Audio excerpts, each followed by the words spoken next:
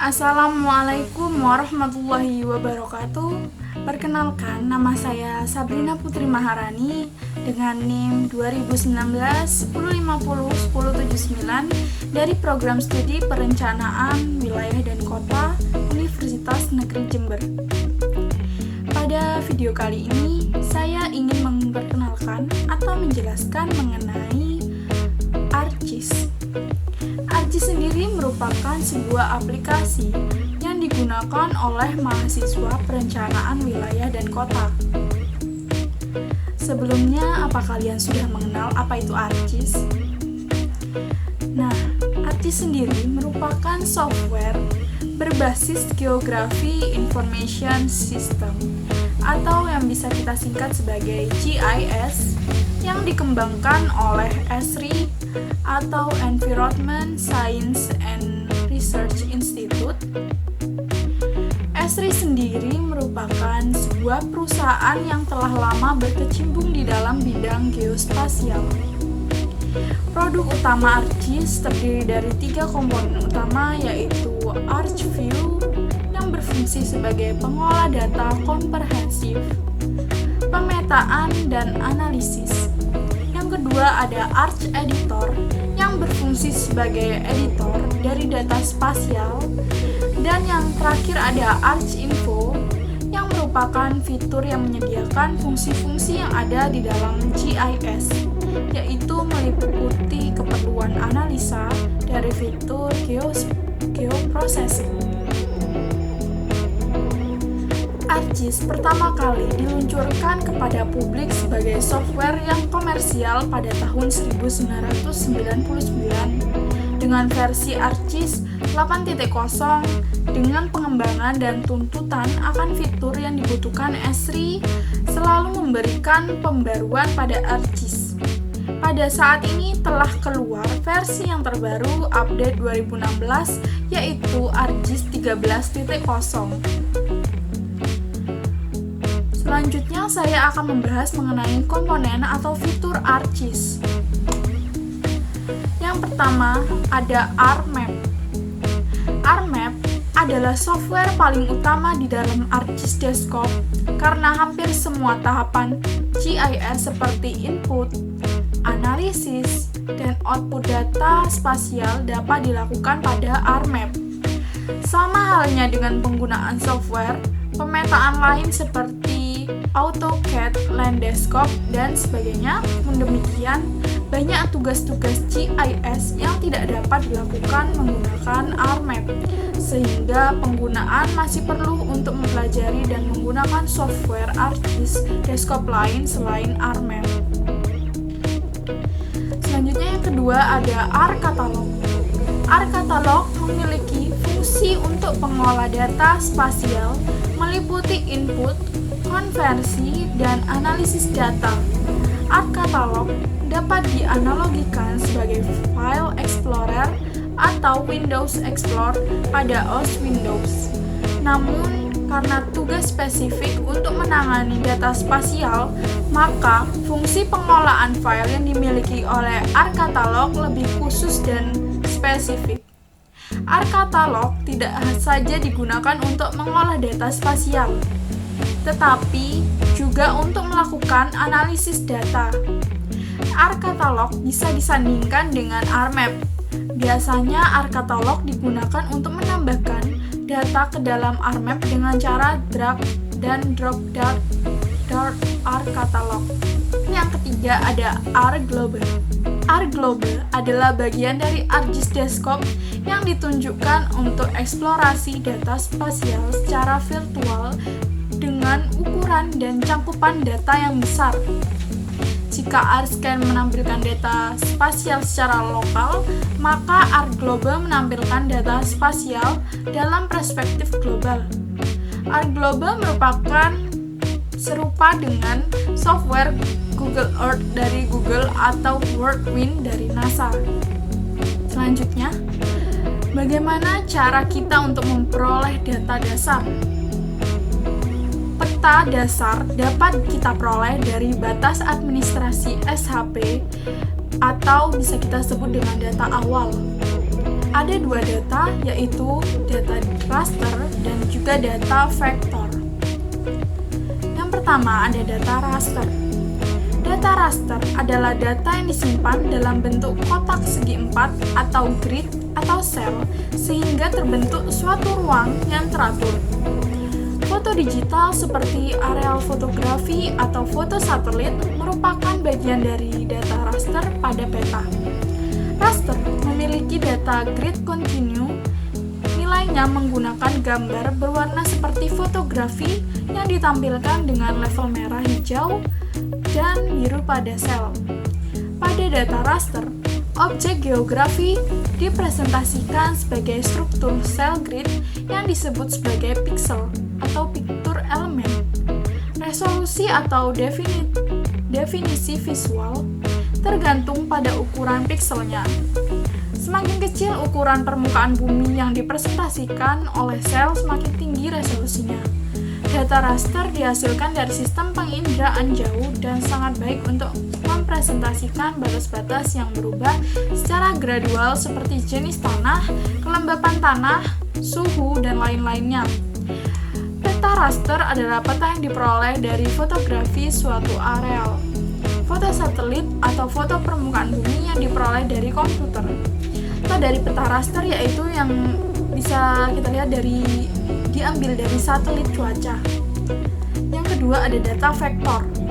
Data vektor adalah data yang direkam dalam bentuk koordinasi titik yang menampilkan penempatkan dan menyimpan data spasial dengan menggunakan titik, garis atau area atau poligon. Ada 3 tipe data vektor, yaitu yang pertama ada titik, yang kedua ada garis, yang ketiga ada poligon, yang bisa digunakan untuk menampilkan informasi pada peta. Titik bisa digunakan sebagai lokasi sebuah kota atau posisi tower radio. Garis bisa digunakan untuk menunjukkan rute suatu perjalanan atau menggambarkan boundary. Poligon bisa digunakan untuk menggambarkan sebuah danau atau sebuah negara pada peta dunia. Dalam format vektor, bumi direpresentasikan sebagai suatu mosaik dari garis atau arc atau line, poligon atau daerah yang dibatasi oleh garis yang berawal dan berakhir pada titik yang sama, titik atau poin atau node yang mempunyai label, dan node atau merupakan titik perpotongan antara dua baris. Sehingga bagian dari data vektor dapat saja mempunyai informasi-informasi yang bersosiasi satu dengan lainnya, seperti penggunaan sebuah label untuk menggambarkan informasi pada suatu lokasi. Peta vektor terdiri dari titik, garis, dan area poligon. Bentuknya dapat berupa peta lokal jalan. Selanjutnya ada 3 jenis vektor. Yang pertama ada vektor point. Vektor point hanyalah x, y koordinat. Setiap titik adalah nilai dari garis lintang dan bujur dalam kerangka referensi spasial tertentu. Ketika suatu fitur terlalu kecil untuk ditampilkan sebagai poligon atau area, Anda bisa memilih vektor point. Misalnya dalam peta skala global, Anda bisa melihat garis-garis batas kota. Nah, dalam kasus ini, peta sering menggunakan point untuk menampilkan nama kota. Fitur point sering digunakan untuk menunjukkan lokasi tunggal. Yang kedua, ada vektor line. Vektor line yaitu merupakan garis yang menghubungkan antara titik koordinat. Pada dasarnya, di dalam line, Anda menghubungkan titik-titik dalam urutan yang ditetapkan dan itu menjadi garis vektor dari setiap belokan. Fitur garis vektor di dalam peta sering digunakan untuk mewakili kenampakan sungai, jalan, dan jaringan pipa. Selanjutnya, yang terakhir ada vektor poligon. Saat Anda menggabungkan satu set simpul atau poin dalam urutan tertentu dan menutupnya, data ini sekarang menjadi sebuah vektor poligon. Untuk membuat poligon, titik koordinat pertama dan terakhir adalah sama. Poligon biasanya digunakan untuk menunjukkan batas yang memiliki area. Karena memiliki area dari data poligon ini nantinya bisa kita hitung luasnya. Selanjutnya saya akan melihatkan bagaimana aplikasi RMap. Berikut merupakan tampilan awal dari RMap. Di sini terdapat toolbar, di antaranya ada file, ada edit, ada view, ada bookmark, insert, selection, geoprocessing, customize, window, dan help. Di bar file terdapat new, open, save, save as, save a copy, share as, add data, sign in, ArcGIS online, pack and print setup, print, review, print, export map, analysis map, map document property, dan exit. Di bar edit terdapat paste spesial, copy map to clipboard, dan di view ada data view, layout view, graph, report, color bar, status bar, data frame proportion, data frame property, refresh, pause drawing, pause labeling. Di bookmark terdapat create book dan manager bookmark. Di insert terdapat data frame, text, dynamic tag, picture, dan object. Di selection terdapat interactive selection method, selection option, dan di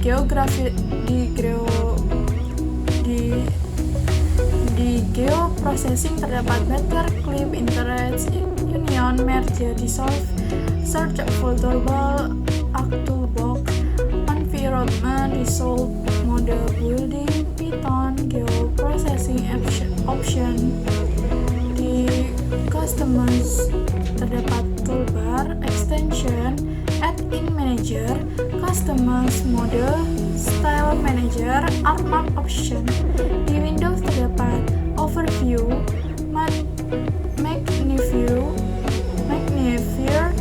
magnifier, view, table of contact, catalog, search, image, analysis, terakhir ada help.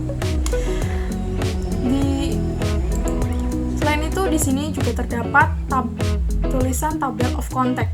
Jika kalian ingin menghilangkan tulisan table of contact, kalian bisa menekan silang. Jika kalian ingin memunculkan kembali, kalian bisa menekan Windows dan ada tulisan table of contact, kalian tinggal tekan. Setelah saya akan memperkenalkan dengan katalog. Kalian bisa memencet Windows, lalu pencet katalog, dan di sini akan muncul data-data. Katalog sendiri merupakan tempat penyimpanan data. Di sini ada data-data yang telah saya siapkan.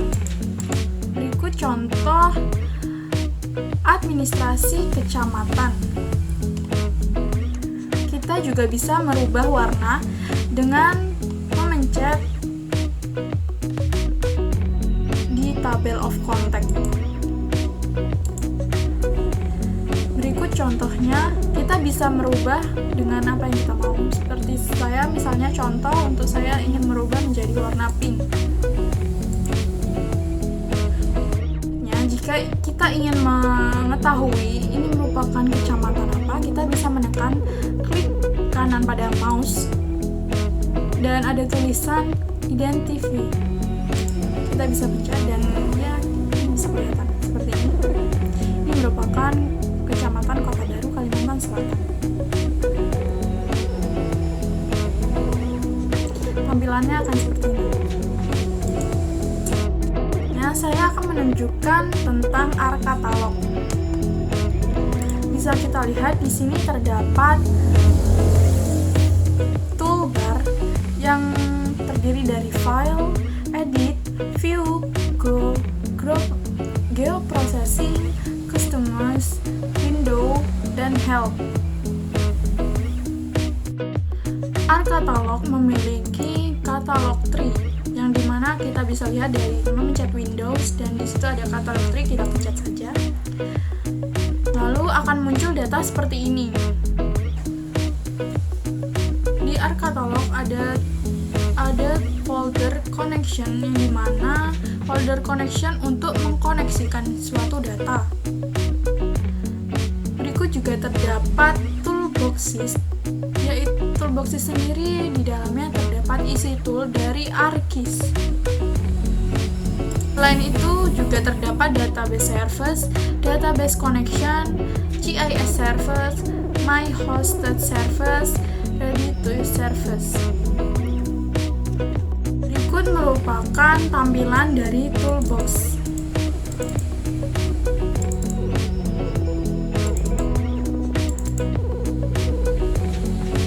Bisa kita lihat di sini. Ini merupakan tampilan dari toolbox. Selanjutnya di ArcCatalog juga terdapat ArcToolbox, yang dimana kita bisa pencet tanda ini dan seperti ini bentuknya. Bisa kita lihat di sini.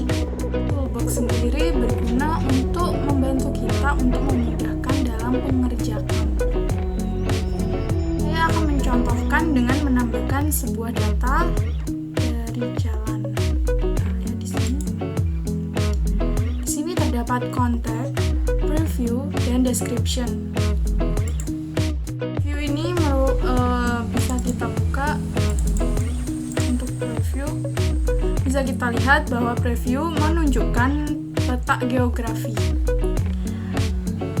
Selain itu, preview juga bisa merubah jadi bentuk tabel seperti ini. Untuk description sendiri berguna untuk melihat dengan jelas dan lebih detail mengenai data-data dari jalan tersebut. Selanjutnya saya akan menunjukkan mengenai ArcGlobe. Bisa kita lihat di sini merupakan tampilan awal dari ArcGlobe. Seperti yang kita lihat sebelumnya, toolbar di ArcGlobe ini sama seperti ArcMap dan juga seperti ArcCatalog. Terdapat file, edit, view, bookmark, selection, geoprocessing, customize, window, dan help.